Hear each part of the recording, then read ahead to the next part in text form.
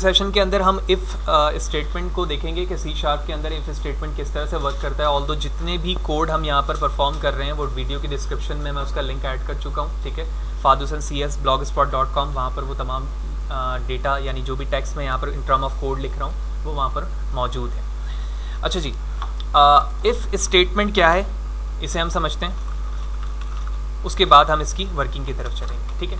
If statement almost her programming language के अंदर मौजूद है और इफ़ स्टेटमेंट के बिहाफ पर आप एक डिसीजन ले रहे होते हो जहाँ पर इसका रिजल्ट बूलियन के फॉर्म पर रिटर्न हो रहा होता है। यानी कोई भी कंडीशन अगर ट्रू होगी तो हमें क्या चीज़ परफॉर्म करनी है हम इफ़ की बॉडी में बताएंगे, ठीक है। और अगर उसे वो आउटपुट ना मिल रहा हो यानी वो ट्रू ना हो तो फिर हम एल्स की तरफ चले जाते हैं। तो ऐसे रियल लाइफ में भी बहुत सारी कंडीशन है जो इफ़ और एल्स बेस पर हमारे लाइफ में चल रही है, ठीक है। तो सी लैंग्वेज, पाइथन और इससे रिलेटेड जितनी भी procedure base and object oriented programming है उसमें इफ़ स्टेटमेंट मौजूद है, जैसे कि हमने सी में भी इस चीज़ को परफॉर्म किया था।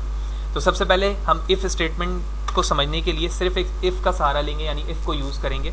ऑल्दो इसके 4 डिफरेंट तरीके हैं इफ़ को इस्तेमाल करने के। तो सबसे पहले मैंने यहाँ पर ए की वैल्यू अलॉट कर दी 12 और उसके बाद मैंने इफ़ लिखा और उसके बाद स्मॉल ब्रैकेट ओपन क्लोज किया। इस स्मॉल ब्रैकेट जो ओपन क्लोज मैंने किया है यहाँ पर हम कंडीशन लिखते हैं, ठीक है ना। तो मैंने यहाँ कहा इफ़ ए इक्वल टू 12, उसके बाद मैंने इसकी बॉडी ओपन क्लोज कर दी यानी कर्ली ब्रैकेट ओपन क्लोज की। तो इसका मतलब ये है कि अगर ए की वैल्यू ट्रू है तो इसका मतलब है एक बूलियन आउटपुट आया आपके पास, तो ट्रू है तो इसके अंदर जो भी चीज़ लिखी जा रही है वो चीज़ आप डिस्प्ले कर दो, ठीक है। तो लिहाजा मैंने इसके अंदर लिखा inverted comma the value of A is 12, ठीक है। और साथ ही साथ कॉमा के बाद मैं ट्रू लिख देता हूँ ताकि मुझे याद रहे कि जो कंडीशन डिस्प्ले हो रही है ट्रू के रिस्पेक्ट से 12 वो ट्रू के रिस्पेक्ट से डिस्प्ले हो रही है। लिहाजा कंट्रोल F5 करेंगे और आप देख रहे हो कि वो स्टेटमेंट इसलिए लिखी हुई आ रही है क्योंकि ये कंडीशन ट्रू है, ठीक है। अब मैं इस कंडीशन को फॉल्स करने लगा हूँ तो अब आप देखोगे कि कोई भी लाइन डिस्प्ले नहीं होनी चाहिए और बिल्कुल नहीं हो रही है। क्यों? क्योंकि इफ़ के अंदर हम उसी वक्त दाखिल होंगे जब हमारी कंडीशन ट्रू होगी और कंडीशन ट्रू नहीं है। तो सबसे पहले हमने ये देख लिया कि इफ़ को रन करने का तरीका क्या है, ठीक है। हम यहाँ पर कोई एल्स यूज़ नहीं कर रहे हैं, पहली कंडीशन ये हो गई। अब इसी पूरी लाइन को हम कॉपी करते हैं और नीचे यूज़ करते हैं, ठीक है। और इसको कमेंट पे लिखते हैं इफ़ विथ एल्स और जो चीज़ हमने पहले की थी ओनली इफ़, ठीक है।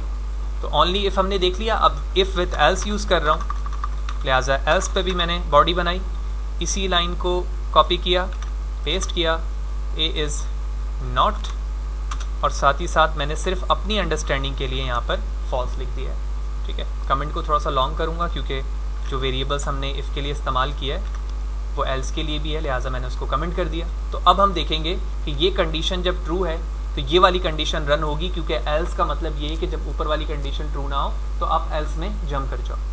लिहाजा इस कंडीशन के रिस्पेक्ट से सेकंड वाली लाइन यानी एल्स बॉडी पे जो चीज़ें लिखी गई हैं वो एग्जीक्यूट होनी चाहिए। And here it is the value of A is not 12 false. तो ये दूसरा तरीका हो गया इफ़ को यूज़ करने का जहाँ पर आप इसे एल्स के साथ इस्तेमाल करते हैं।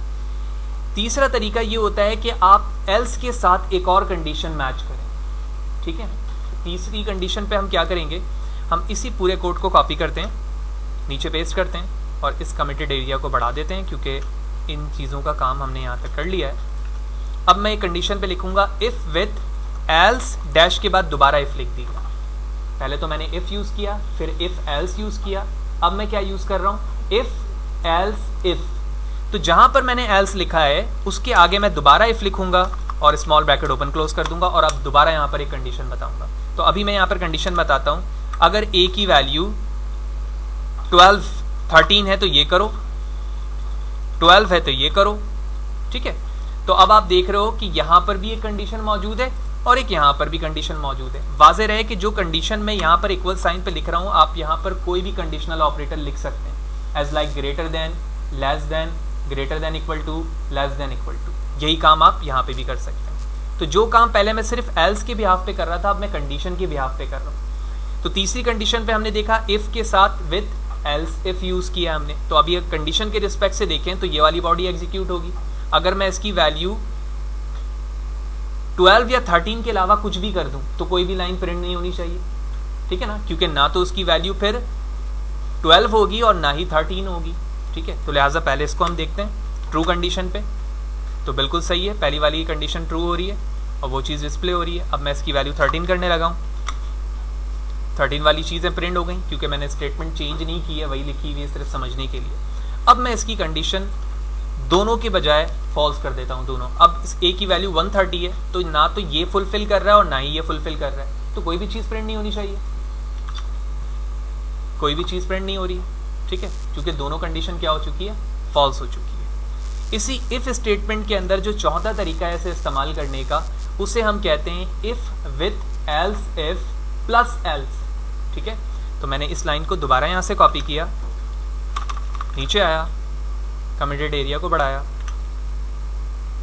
अब जहां पर मैंने लिखा था एल्स इफ, इसके साथ मैंने प्लस साइन लिखकर एल्स लिख दिया। सारे कोड बिल्कुल वैसे ही रहेगा, लास्ट पे मैंने लिख दिया एल्स और बॉडी बना दी, और इसमें सिर्फ मैंने लिख दिया डिफॉल्ट एल्स।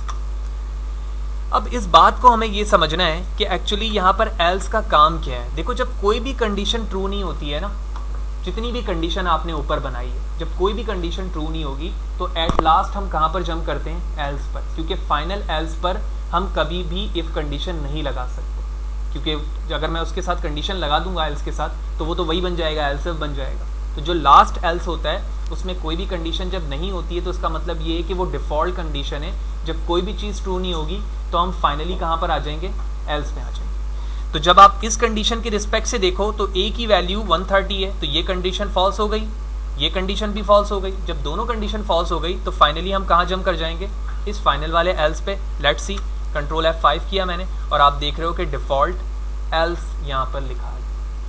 तो इस सेशन के अंदर हमने इफ स्टेटमेंट को देखा विद इफ फैमिली, जिसमें हमने 4 तरीकों से इस चीज़ को समझा।